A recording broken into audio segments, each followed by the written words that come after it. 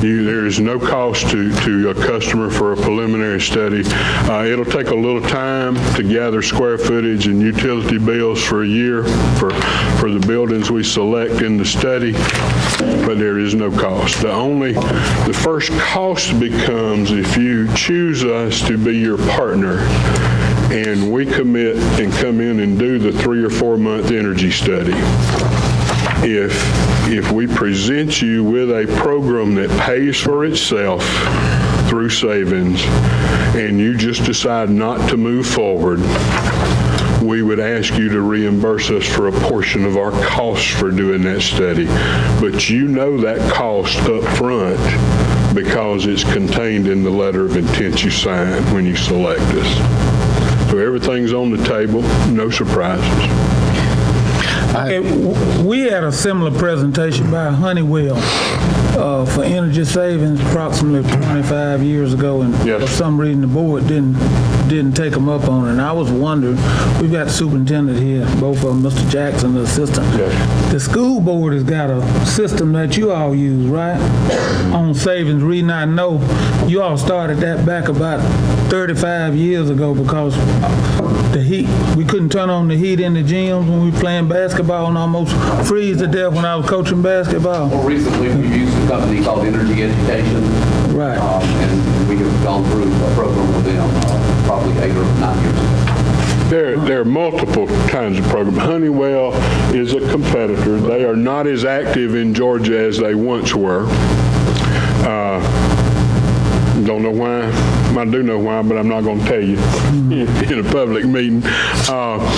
They're not as active in Georgia. They still are on the scene, and that's the reason for the RFQ. I mean, you participated in that, and there are 20 companies that do this in Georgia. 2 companies responded to your solicitation. So you've reached out for others that are interested through a process posted on the Georgia procurement website. State procurement website is required. Program that your school system did 8 or 9 years ago is a great program. It is a behavior modification program. You turn things on, you have somebody checking that is an energy manager. A lot of teachers call them the Prince of Darkness because they want everything turned off, you know. There is no better savings than off.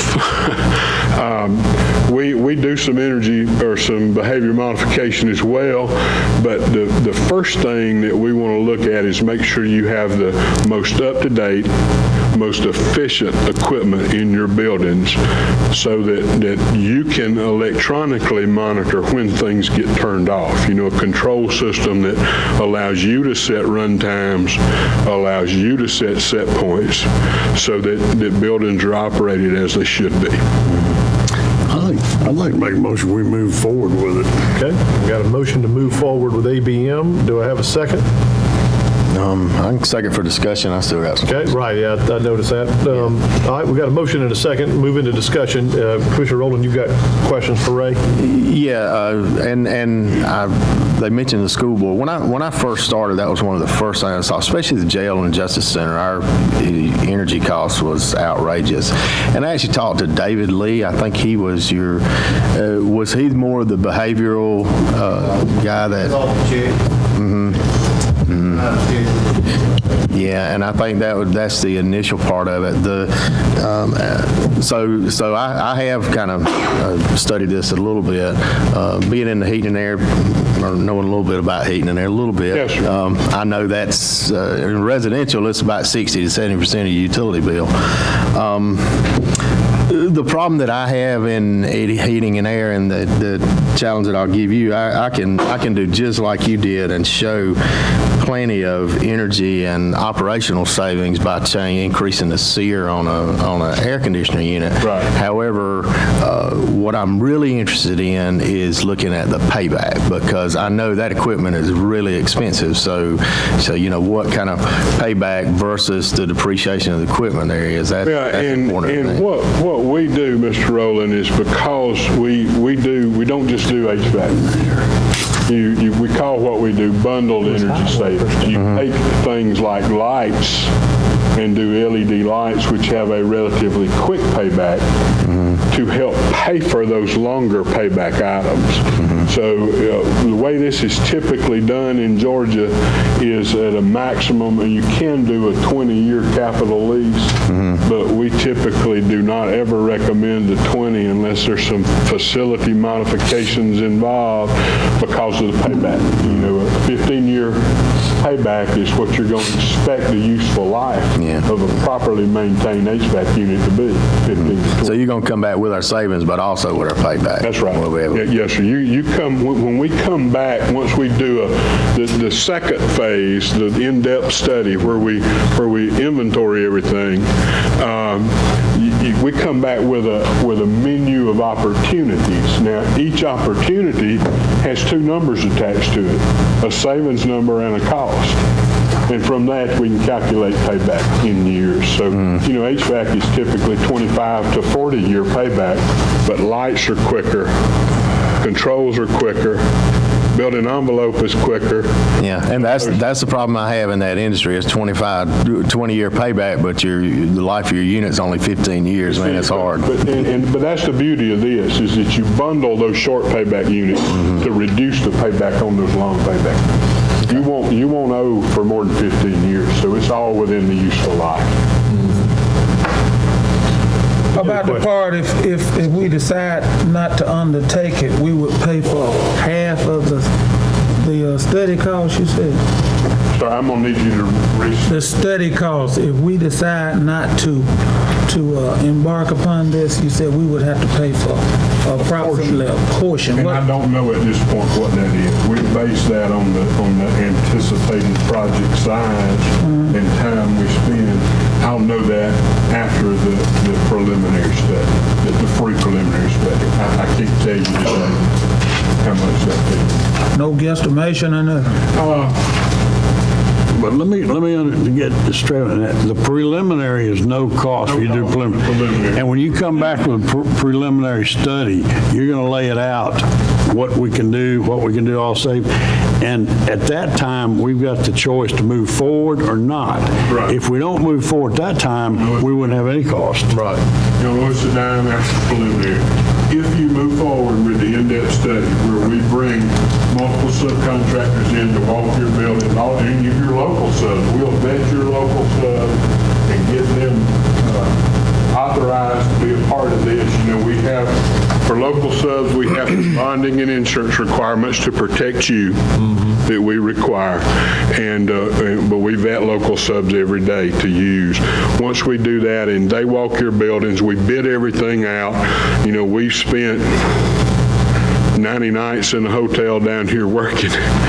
If you just decide not to move forward with something that pays for itself, there will be a fee. And I'll tell you that typical school system fees, $10,000 to $20,000 if you don't move forward just for that, a portion of that study. We'll spend 10 times that doing the study. But very seldom, I'll tell you, very seldom do people not move forward. When you can make improvements in your building with guaranteed savings from money you're already spending, why wouldn't you do it? What percentage would you say is behavioral over mechanical? We don't calculate behavioral in what we present to you. We calculate all mechanical and then share the behavioral with you to increase your savings, and that's your money. And so just for, in layman's terms, like the most likely scenario for how you're going to save money in a building is replacement of equipment, Replacement, LED lighting. setting timers, but you said the mechanical is the biggest ticket item, right? Yes, And sir. Eddie Yes. said 60 to 70% of your power bill is typically mechanical. So That's right. I mean, what are you doing? Is it a time stop? Is it you cutting the thing off and Well, we don't control it. What we do, part of what we do during the study is calculate how you're running your buildings today. So we set a 3-year baseline on what you're spending to operate your facilities, and then we measure how you're running them. Now, of course, we come back with a recommended set point. Those set points are typically the same as the government recommends, 68 to 74 with a plus or minus 2 based on individual needs, and then we measure how you're operating. When the building needs to be turned off. When right now, if everything's manual, you're at the mercy of that employee or staff member to cut that air conditioner off when they leave and turn it on when they come back. This way you control that through a time system or a control system. And for example, you got like all these lights, there's probably 32 lights, each one of them a minimum of 40 watts, where you replace them all with LEDs like at 10 watts and give off better lighting too. Absolutely. That is your biggest savings. Lighting generates the most savings of anything you can do. That and building envelope, and I didn't explain that. I typically I was about do to that say, coming back. windows, doors, Building envelope insulation. is sealing your buildings, making sure that everything's tight, that you're not losing conditioned air to the outside and bringing unconditioned air in through spray foam insulation, through weather stripping under doors, making sure everything's sealed. When we were at Colquitt County, we part of that process in that library was to redo a restroom. So I went down there one day. We'd finished the restrooms. I went down there one day to take pictures of the new restroom work, and the librarian said, Mr. Jordan said, we just love our new air conditioner. It's so much cooler in here. And we hadn't installed a single air conditioner in that building, but building envelope had been in and sealed up the 4 or 5 square foot when you add it all up space that they had out to the outside air. You do blower door testing to... Yes, we do the thermal imaging of the buildings to see where. How long is the contract? Sir?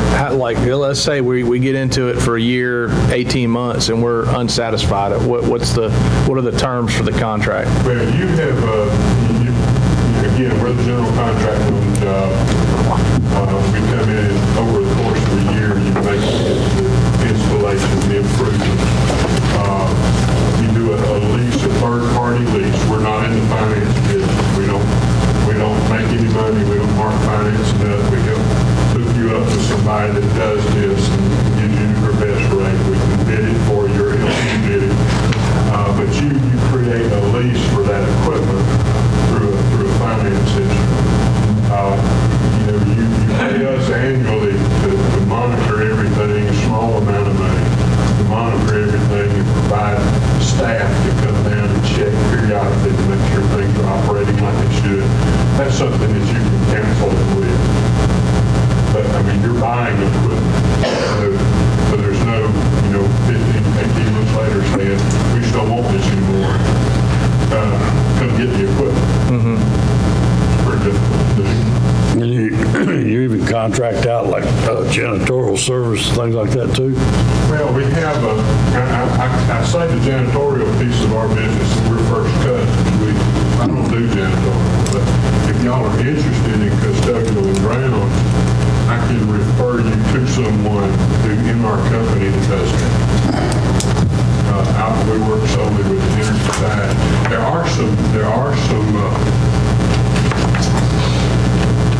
There's some efficiencies to be gained if you do them both at one time, because you can include janitorial equipment and things that your custodial contractor needs as part of your energy lease if you want to as an operation. So there are some efficiencies to be gained by doing it. Good presentation. Let me address something, too, that you brought up. You talked about the Middle Georgia Clean Air Coalition, because ABM was one of the two.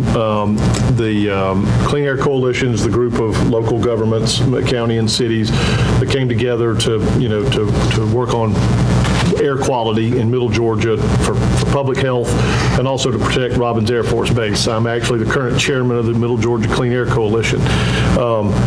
There were only two. There was another outfit that got slightly higher points. So to give you your answer, they were the recommended, or the one that came out as the recommended, but it was statistically, our consultant even said it was statistically, we've got some, Sarah, I don't know if you were part of that. You were not part of it. Greg Boyke was, and Laura was too, Laura Mathis. But anyway, but they even said statistically the same, and so anyway, and you've already got a relationship. The answer to the question is, we can still use anybody we want to.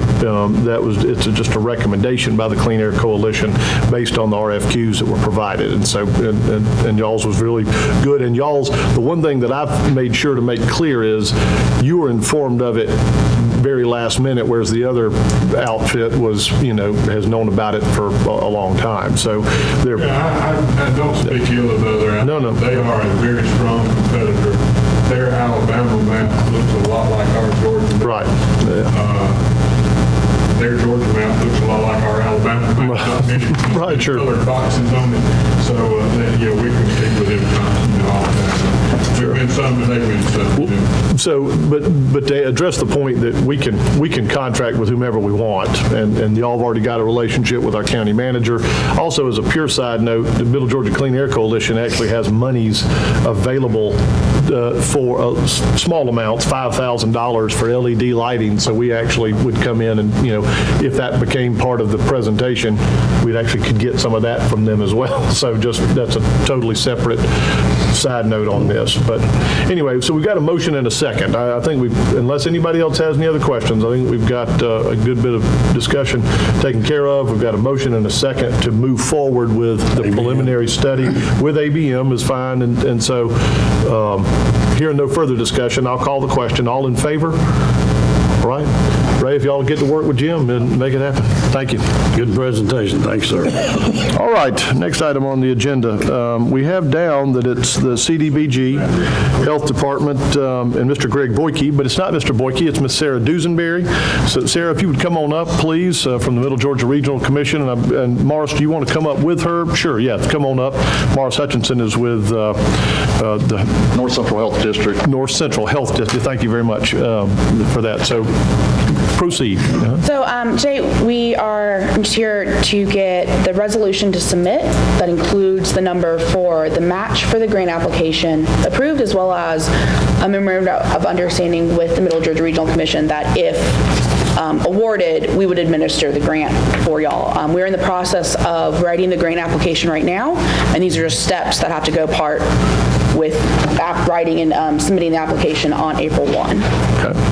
For the resolution, you all will be applying for a grant up to $750,000 for improvements to the county health department, which Morris will talk a little bit more about specifically what those will be. The resolution would allow the chairman to sign any forms that he needs to, and I believe this was spoken about previously when y'all did the RFQ, but Commissioner Evans, since you serve on the Health Department Board, you'll abstain from any votes regarding the project. And then the rest of the resolution looks at the CDBG requirements or the HUD requirements of affirmatively furthering fair housing, Section 3 provisions, and pretty much just not barring any individual based on ability, race, et cetera, from taking part in any of the construction side of things or the benefits of the project.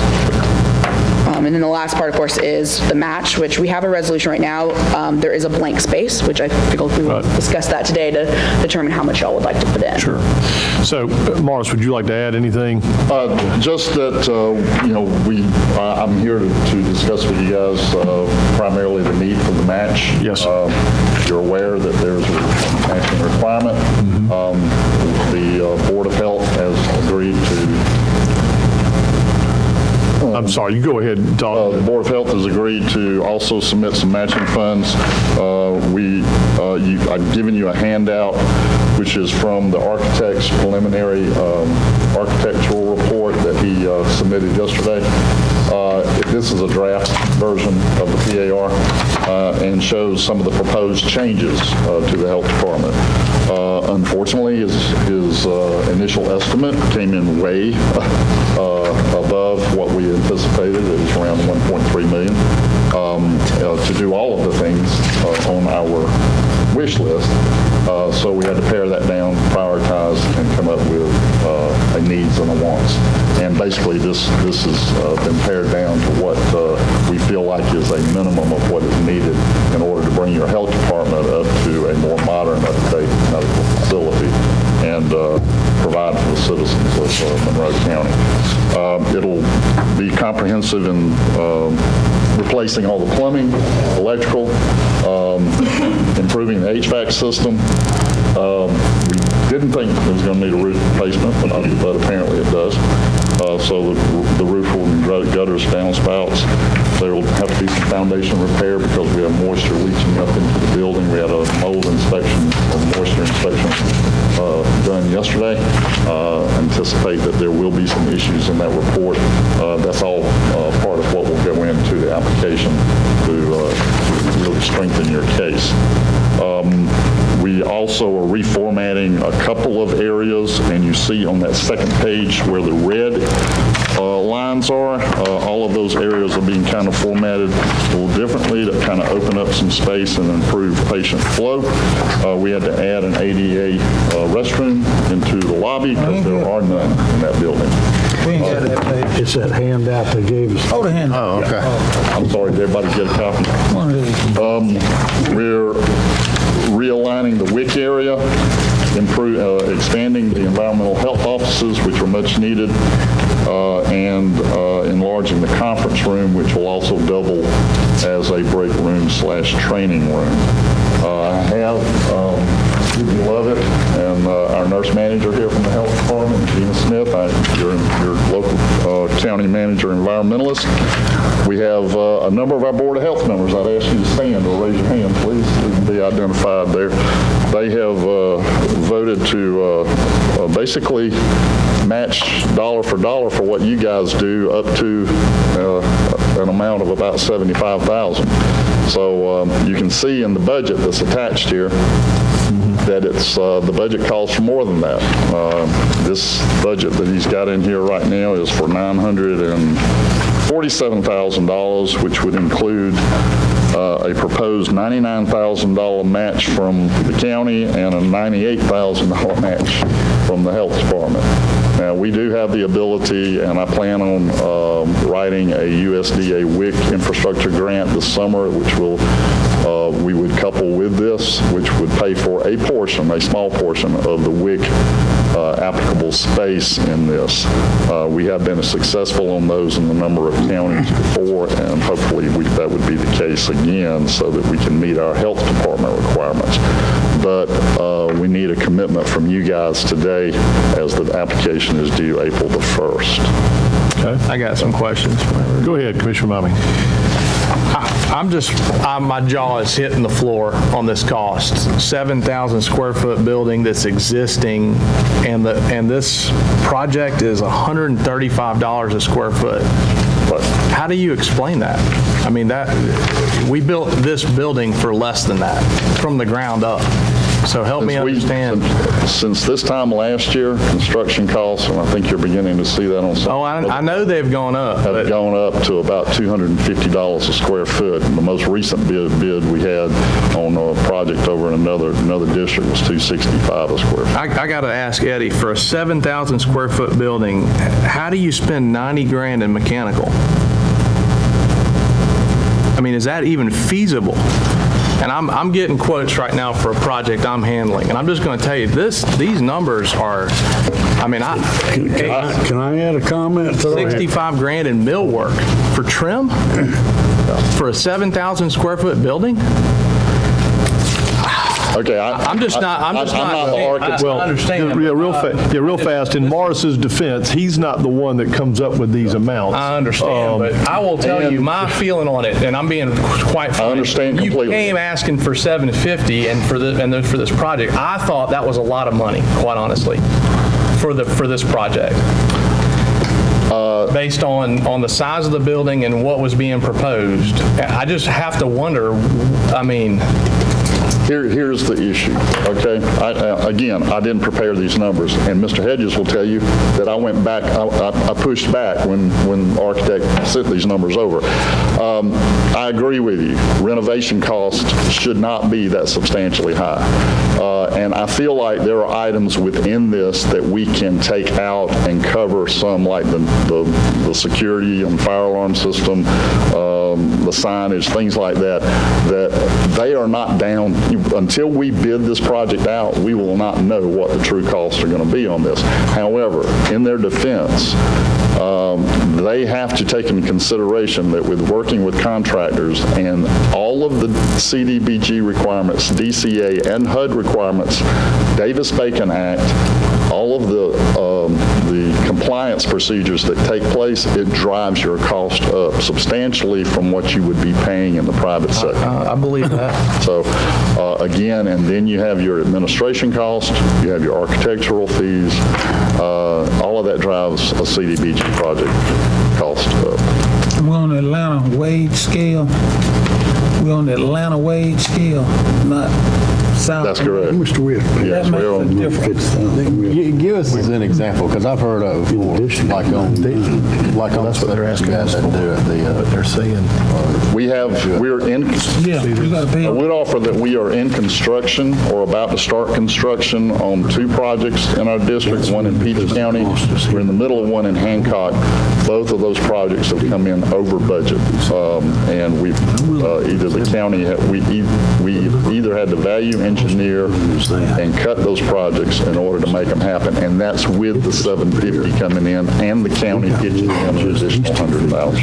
Yeah. Atlanta, he wanted to know about the wage scale. The Atlanta wage scale is a whole nother animal compared to, we had to go back. We had to go back on a grant. And they held up the grant because of that. We were paying on the rural scale, and we had to go back and track all that money down and pay the contractors on the Atlanta wage scale.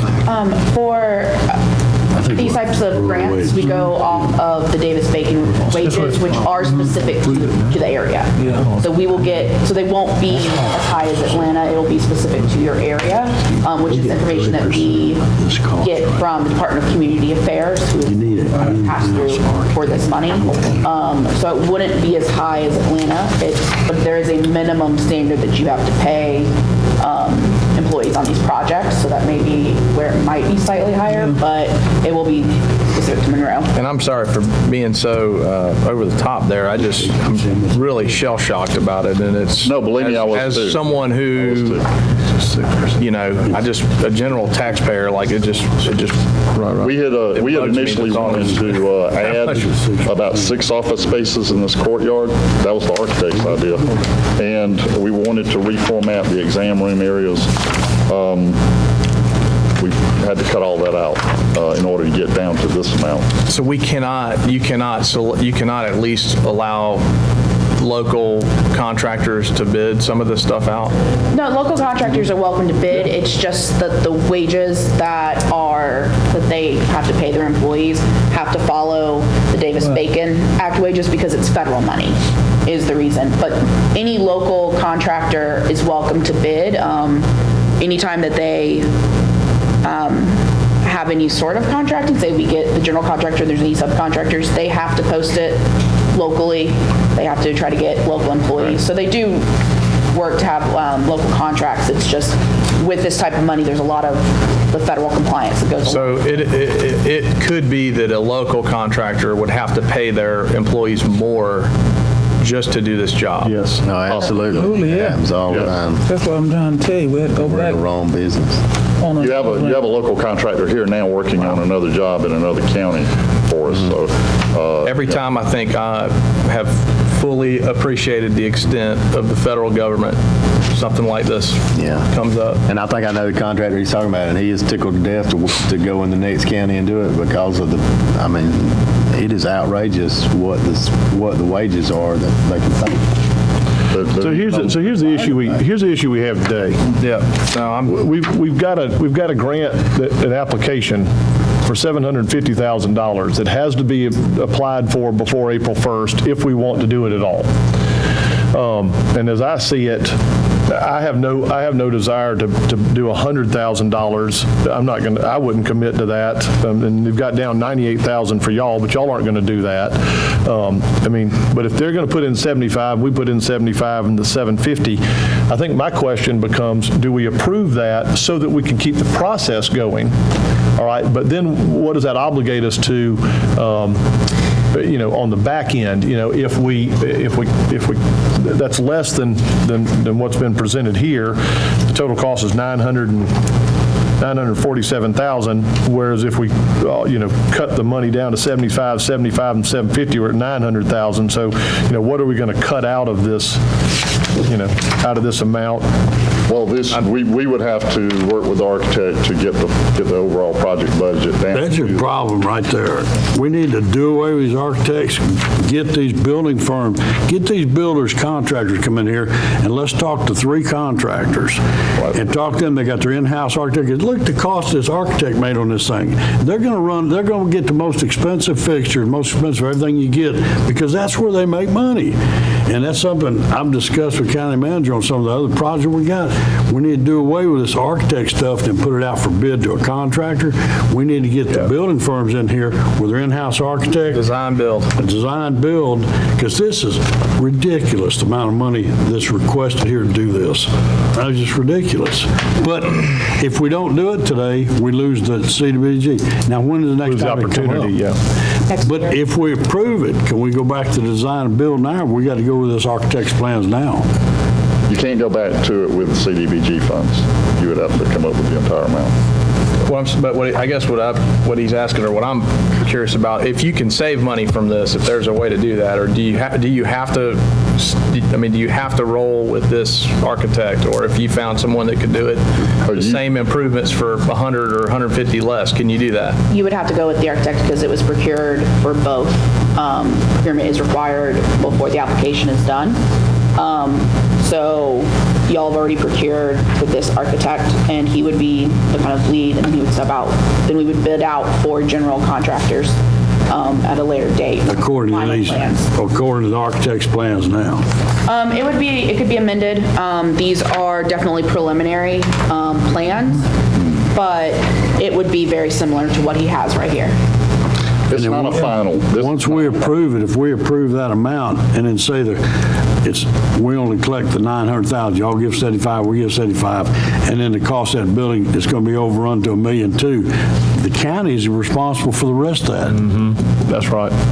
That's where we work with we go back in the bid process when the contractor is selected. Most recently, we've had to value engineer the projects and cut items out of the project. So, it may be we have to come back to you in 5 years. But what I'm saying, still in the end run, before it's finalized, if they find other costs and the costs go up above what we got here, we're stuck with it. Am I correct? We would value engineer it down to meet the budget. That's where I'm saying we would. They would not spend more than. Yeah, these are not high-end finishes. They're probably mid-range. And in defense of the architect, these architects have probably designed more health departments in the state of Georgia than anybody I know. And I think y'all are familiar with them because y'all work with them on other projects. I think they have tried to keep within range. Their issue right now is construction costs are going up at such a high rate and a fast pace. They are afraid that they're going to, lowball it, and then you will come back to them at that point and say, hey, you didn't price it. I mean, they're good architects, but I just